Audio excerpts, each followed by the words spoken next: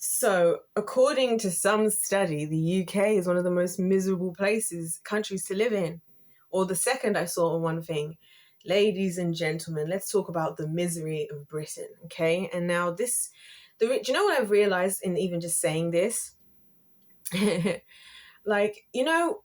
is one of those things that British people wear on their chest, right? There's not a lot of things that they wear on their chest, but they wear on their chest about how this is miserable. People are miserable and we all have collective misery. And also what was the other thing I just thought of that we all agree upon? Everybody believes the weather's horrible, okay? The weather's horrible and it's almost always horrible and it's never right. And you know what? That's kind of true, I will say. And it can't be good for farming, I'll say that much, because you don't really have strong enough, clear enough, defined enough seasons, really enough. So shout out to the farmers, to be honest with you.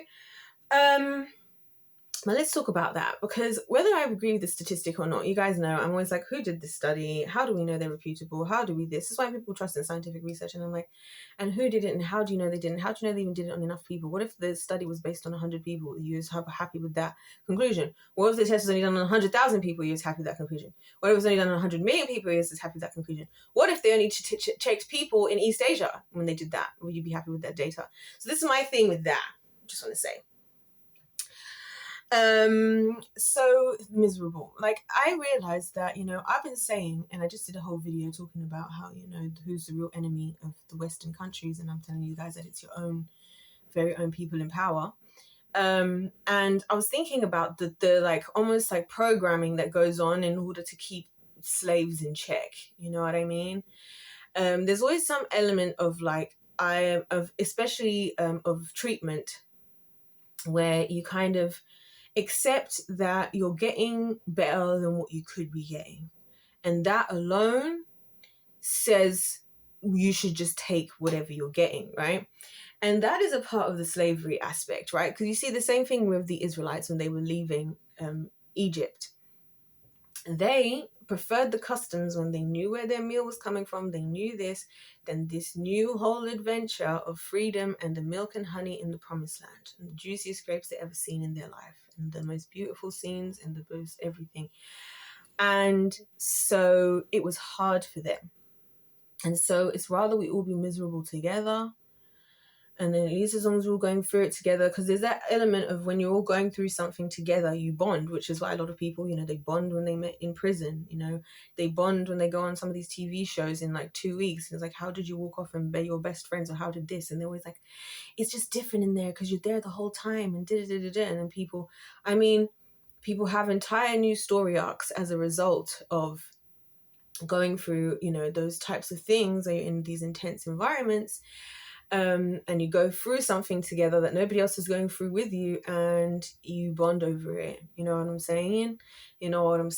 And so I was just thinking of Jojo Siwa, because people are really upset with her because she was all with a girl, and then this Australian girl in a relationship, and then she went on to Big Brother, and then she fell in love with a man.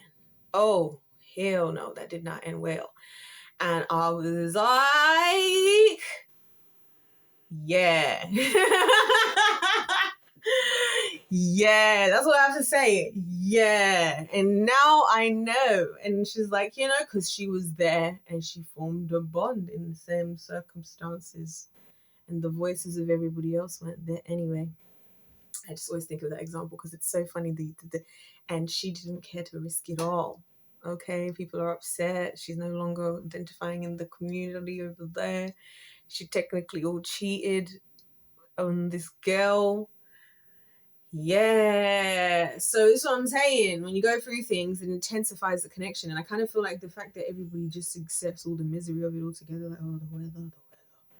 And it's funny because when I'm ever saying about the weather and the state of the weather, I'm almost 99% of the time lying, because I love the weather. Like, the only time I talk about the weather for real is when I'm talking like to this guy at the shop up the road. Because me and him both like the bad weather. So whenever it's bad weather, we're both like, oh, loving life. Oh my gosh, it's amazing. It's having the time of our lives. And then when the weather's like too hot, we just both know, like, yeah, who's jumping first? Is it you or me? Like, let's just jump, because what the hell is happening, And I just find that fascinating. Like, because even like throughout my like upbringing in this country, one thing I would find people would be so offended by is like believing in yourself. Like believing in anything believing anything can be better. Like it was just like so offensive and almost seen as like obnoxious. Because my thing is just simply as simple as this. Well, you never know until you try. Like that's like my energy is like you never know. And as I said, I don't just be blindly trusting what I've been told. I have to test things out for myself. I have to test it out for myself. So if you're telling me that that's not possible, then I need to know that for myself. I need to try it, and it has to not be possible. I have to try it, and it has to not be possible. Otherwise, the possibilities are there.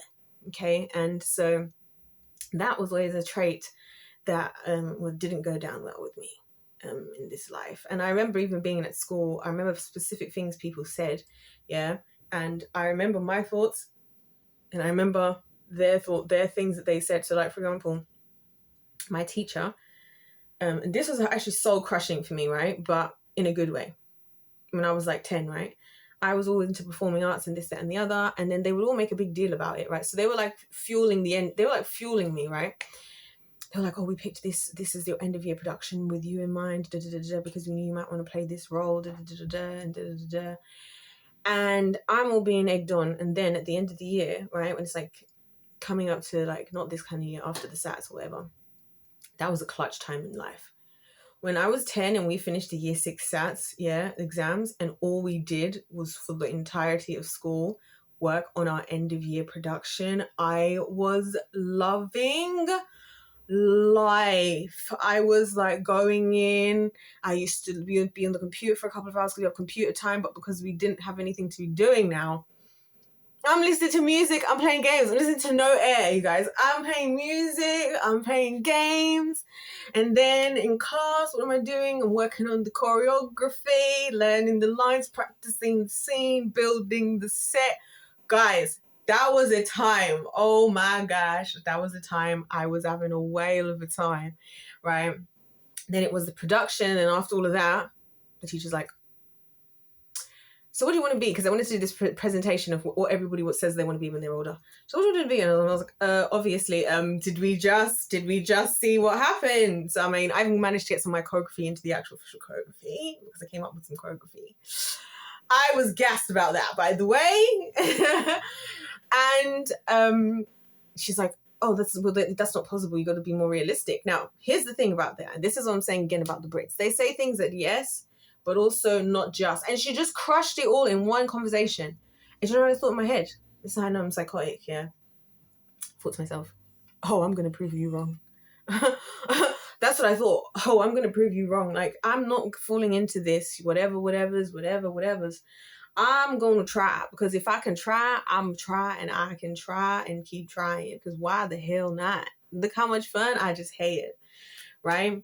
And it's little things like that. Or like, I remember one time was talking to my friend, yeah, and she was like, I was talking about how, oh, I would love to go and play basketball in the Olympics, right? I would love to actually train and see if I could play basketball in the Olympics, right?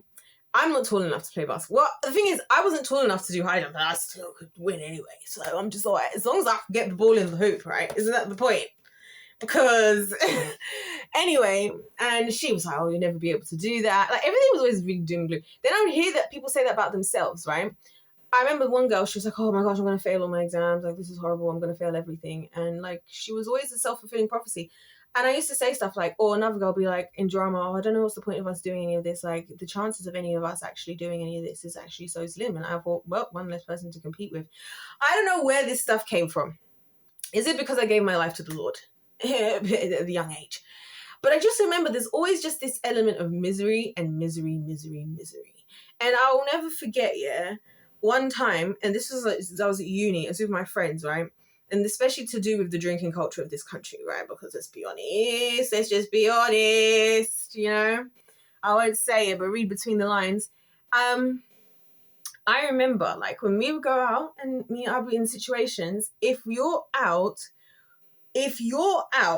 doing anything, right, when it's just people just out drinking, God forbid something good happened. Let me tell you, you are the vibe kill. We are here to talk about everything that's gone wrong. That's what we're here to do. No happy this, no happy whatever. It's not always like that.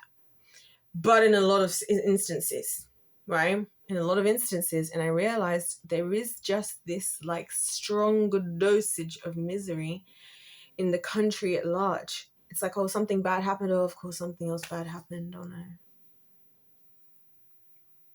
Oh, of course it gets worse. Oh.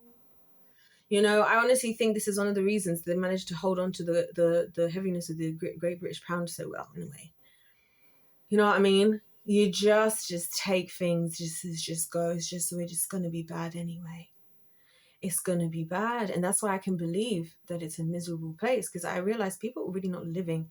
Like, people are not living. They're like surviving and they're just getting to the next day. And that is not living.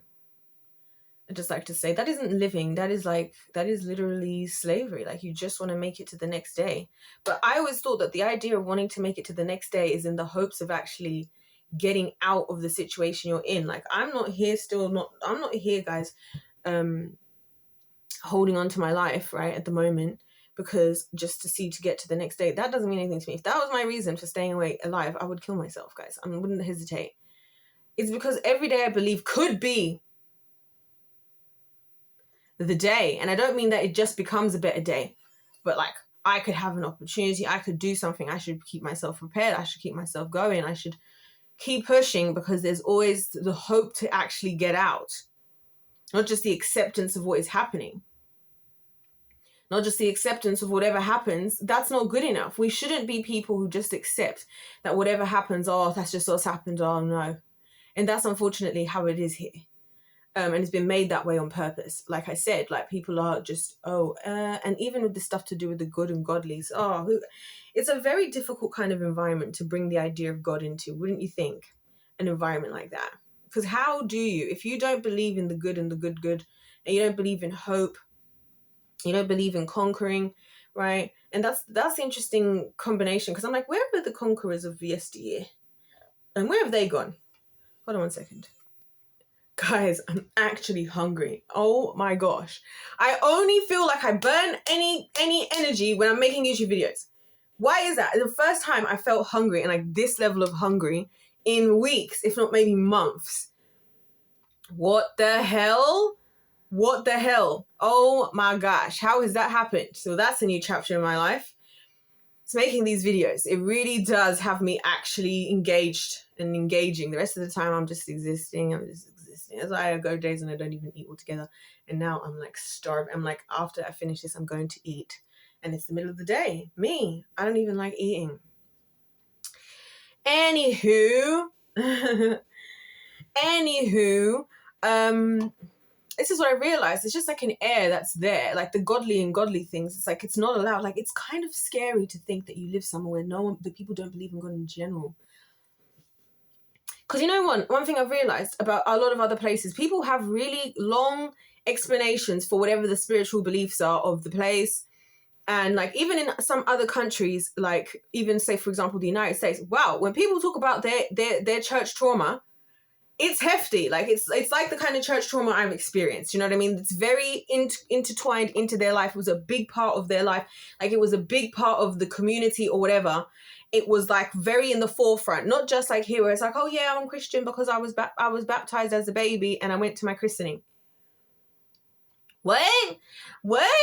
And that's it. And there's no other godliness. They don't even remember here that the reason why you have the Sunday roast, the way you have the Sunday roast, is because historically you used to put all the stuff in there together. Now, I love a Sunday roast, you guys. A good Sunday roast is, and the potatoes, in the goose, in the duck, oh my gosh.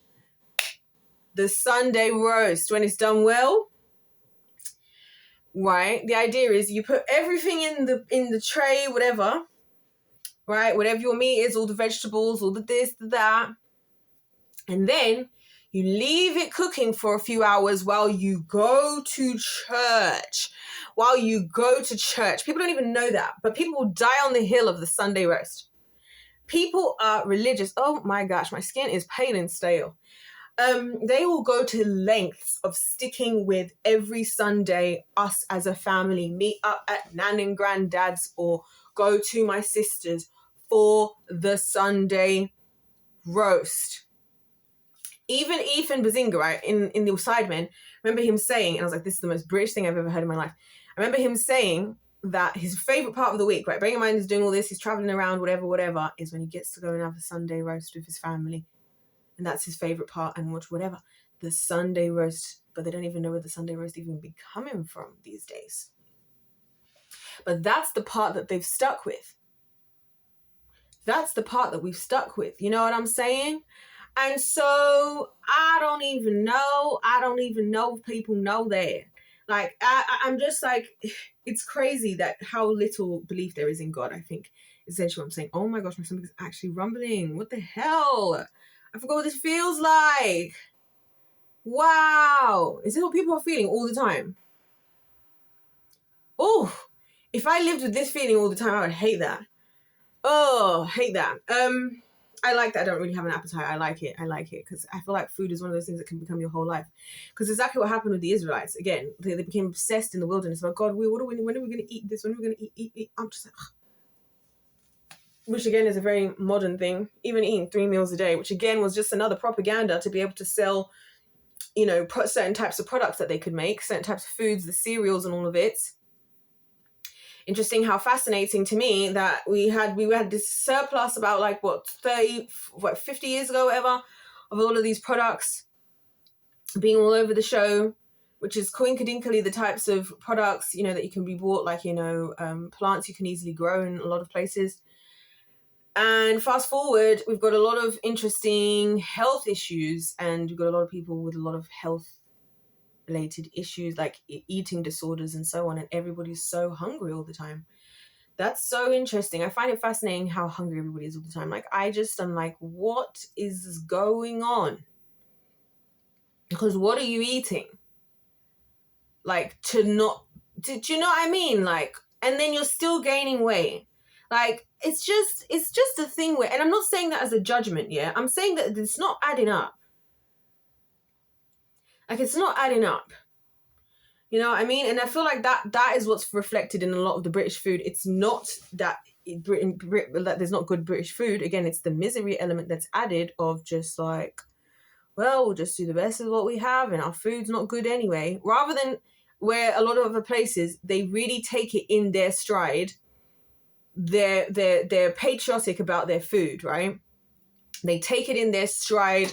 And they like, no, our food has to be like this. Like, it has to be the best. It has to. Here it's like, oh, yeah, well, I mean, what do you expect? Our food's a bit rubbish. Our food's a bit this. There's lacking the secret ingredient in all good food, guys, which is, like I said, it's love. It's love. It's the love for what you're doing and the love behind it. Because that's, again, when you will have a lovely, good Sunday roast. It'll be somebody who can make it. Those are the types of things you have at somebody's house. Have at somebody's house, like, and it's the best one you're gonna have. I remember when my friend made me one. She made me a whole Sunday roast when I went to visit her at uni, and my goodness, it was good. And I watched her do the full prep because her and her family, they're big like that, and her mum, she cooks all the time for everybody, for everything, right? And so she's dedicated. She has her Christmas order of all the food in like 2 months ahead. The food order gets delivered to the house, and they bought in a whole new oven. Just a whole new stove and oven just to upgrade their experience. This woman. Yeah. And it was the best thing ever, mate. It was just so good. Like, that's why I can't really go to a lot of restaurants. Because I'm like, I've had when you have the real deal, the real best deal of the deal of it, it's amazing. And it's always because somebody's really taking it in their stride. You know what I mean? And it's like, this is what we're doing. Rather than just, oh, well, we get what we are, it's all right, it's whatever. It's like making cups of tea.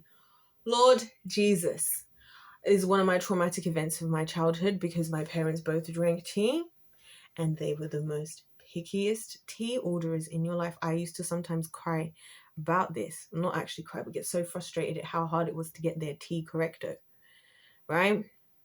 Whereas if everywhere else you go, everywhere you go in this country, you get tea. People just make you tea, and they kind of just make it. And we kind of all just drink tea however the tea's made, like however kind of tea. Because I've had a good tea, I've had a bad tea. I rarely have a really good cup of tea. I can't lie. Anyway, already have a really good cup of tea, unless you go somewhere that really cares. So like some of these places that do an English breakfast, some of these cafes, again, somebody who's really passionate about what they do. Oh, those teas be hitting. Where I tell you, with the full English, and again, the full English, don't annoy me. Don't annoy me when it's done well. Oh my gosh. Now it is a whole meal in itself that you would almost never eat on a normal basis, but when it hits, bro. I'm telling you. That's why you can't just but like I said, it's there's not a dedication. It's not like how other places around the world, right? They'll say you can't just use any olive oil. This must be proper Italian olive oil. Right? It's the little details like that people don't try because they're just kind of taking whatever it is and we're just sort of, yeah, well, it is what it is. You know, at least we have till tomorrow. Anyways, I'm exhausted. I'm actually feeling tired and I'm actually feeling hungry. Oh my gosh. Wow. Okay, we're done with the videos for the day. I think, anyways, I do have to go. I've got work to do as well, but I carved out some time in my week because I was like, I need to actually make some videos because I've been missing in action. Anyways, before my stomach starts eating itself. Wow. This is what makes me think YouTube is really what I'm supposed to be doing a lot of the time, because this is when I actually feel like I've actually burned a lot of energy. Because yeah, my job, yeah, but like I've done it for a long time and it's like it's not complicated, you know what I mean? But whereas all of this stuff, all the thinking especially. Anyway, I'm dehydrated, I'm hungry, I'm exhausted. That's it, guys. That's all I got to say in this one. Because if life's a game that's played to win, God bless you all. God loves you. I love you. I hope you hear my heart, because I want the British people to become patriotic, like, but really patriotic, and really, really not just like, oh, we're gonna just be mad, but like, no, we're gonna start to take pride in ourselves and our things. Like, do it. You know what I mean? Do you know what I mean? Because like I said in the other video, sometimes it's like I honestly feel like I have more patriotism in this country than this country has for itself. That's crazy. And I'm not even a patriot of anyone in my mind, but even still, I'm like, come on, guys, come on. You've got black girls on the internet talking about a Sunday roast and a full English. Get it together. Anyways, if life's a game, it's paid to win. God bless you all. God loves you. I love you. And I'll see you in my next one.